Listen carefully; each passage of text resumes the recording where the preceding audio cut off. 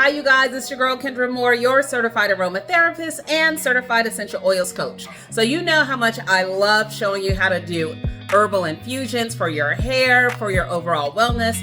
Well, today I'm going to talk about a product that helps you to do an herbal infusion for something really fun, and that is your libation of choice. This is actually bourbon whiskey, and the product that I ran across just randomly at a farmer's market is called my cocktail cabinet.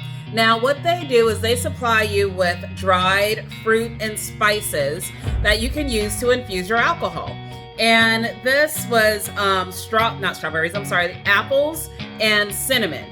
Okay, and what you do is you fill it all the way up to here and you let it sit in your refrigerator for 7 to 10 days, and you kind of shake it just like I tell you guys what you do with your regular herbal infusion, and the properties from the apples and the cinnamon will kind of infuse into the alcohol. Well, I did not have enough to fill it all the way up, and I'm like a little kid when it comes to this type of stuff, so I couldn't wait. So I went ahead and poured in what I had. So you can see, this means that this drink is really, really concentrated. And once you let it infuse, then you basically pour off the alcohol, and then you can use the dried fruit for garnish.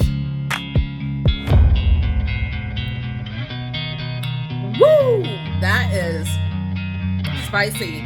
Thankfully, I went out, I got some more so I can go ahead and fill it up. Now, I won't let this sit because half of it is really already very concentrated. But it definitely, you get the spice of the apple and the cinnamon. I have a funnel here, and we are just going to pour this in here. I'm telling you guys, this is going to make a great holiday drink. And this is what we have. So this is our apple infused one. You don't have to use just infusions just for medicinal purposes.